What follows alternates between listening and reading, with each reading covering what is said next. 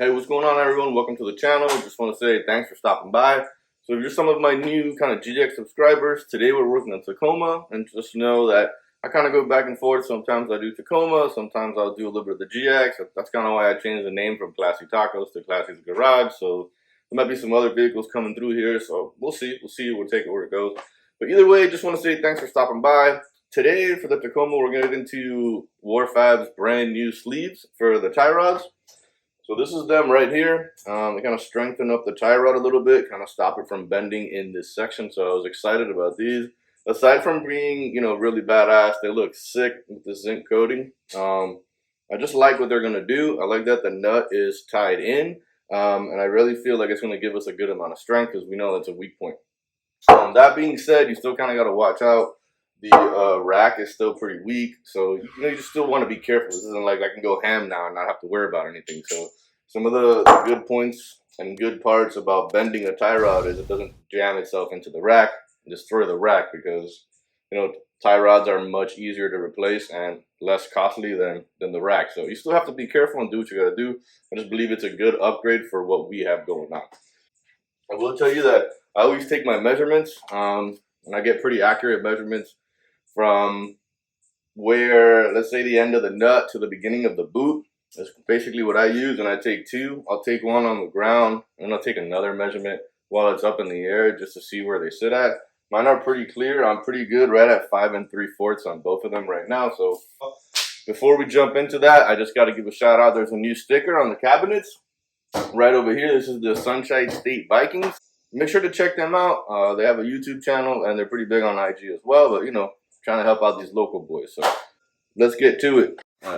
Before we start removing anything, I wanted to share with you guys real quick where I measure and where I take my measurements from. If you look right here on the clamp, there's going to be like a groove where this sits in. What I'll normally do is I'll just go ahead and put the tape in the groove, and then I am taking it to the end of the nut right there. So as you can see, it's right from where I'm sitting at, it's pretty much dead on 5 3/4. So I look right from the front, looks like 5 3/4. So I just remember that. I'm gonna write that down, and that's how I take my measurement. Up against the boot, right to the beginning of the nut right there. Mine were pretty close on both sides, right at 5 3/4. So there is one thing that we're gonna have to talk about. So I've already done this on the driver's side. This is why I know this here. You see this part here is a little thicker than the stock ones. So these are Moog aftermarket tie rods. This part right here is thicker than it is on the stock ones. I don't have my stock ones laying around. I thought I did. I might have put them in a case somewhere, and I don't know where they are right now, so I can show you the difference. But this is just a tiny little bit thicker. This sleeve doesn't go over this section. So you're going to have to open this sleeve up just a little bit if you have aftermarket tie rods, at least the Moog ones. I don't know about any of the others. I'll show you how I did that real quick. I just put it in a vise, put a drill down in here, and opened it up. A drill press would have been great. Don't have it. Just know that this is thicker. You're going to have to open this up, and we're talking like 1/16. If I can maybe get you in there, you see that? That's about how much I had to remove just to make it all work. So let's go ahead and just keep moving along this way. We're going to start taking this nut off. I'll show you what I do so I can kind of keep it at that. I'll do my best to keep it at the 5 3/4, and then we'll just start removing everything nice and easy. So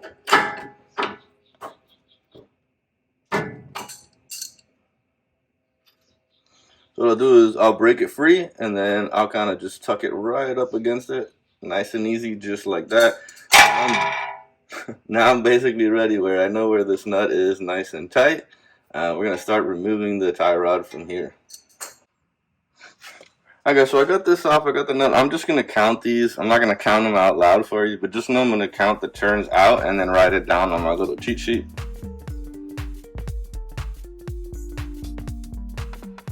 I'm at like 16 and a half.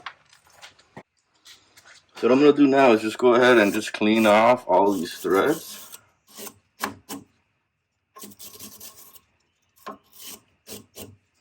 I'm going to take a marker, right?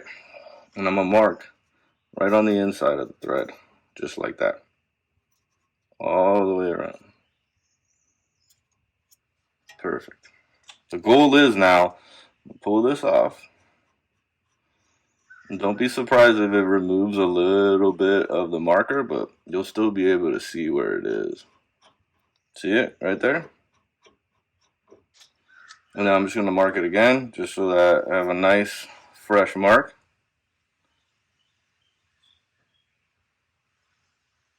Perfect. What I'm going to do is I'm going to put a little bit of anti-seize up here where it's really tight, just so that if any water does get in there, it doesn't like rust it solid. Just something along that right here. And it's really because it's not tight against here, it's going to be tight up against in here. And that way, hopefully it does a good job of keeping some of the water out. And then also, if anything gets in, it ain't going to rust stuck together.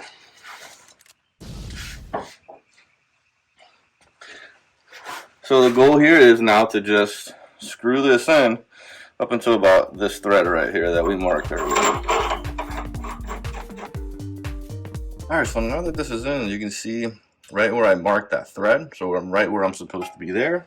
I'm going to go ahead, pull this guy in. I'm counting in my head right now how many turns it was. What I'm going to end up doing, right, is getting it so that I'm kind of right butted up against here. And then what I'm going to do is I'm going to turn them both in just a little bit. And that way, when we come forward together, it should be right on our measurement, and then also nice and tight for me to hammer down one time. So before we slide into the spindle, I'm going to take a quick measurement here.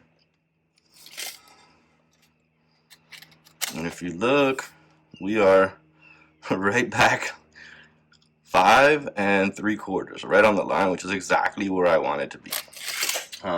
What I could do is bring it over just a little bit and then a tiny little bit more, just that way when it tightens down it doesn't move so much.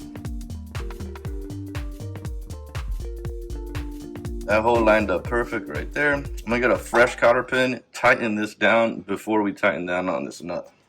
I always like to have fresh ones lying around, so it makes things easy.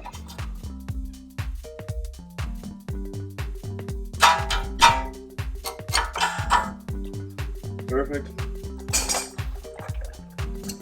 Go ahead now. I'm gonna crank down on this, get it nice and tight. Alright. And then, just to see where we're at, we're gonna take one little more last check. Looking right on line. 5 3/4. Perfect.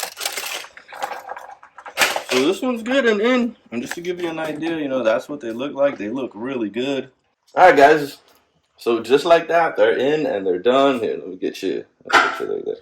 Alright, so just like that, both sides are done. Like I said, be prepared. You know, if you have aftermarket arms, you're gonna have to open this up a little bit. But that's in and done. Should give me some strength. If you have any questions or anything, please let me know down below. Guys, be good, stay safe out there. It's really hot today, by the way, if you can't tell.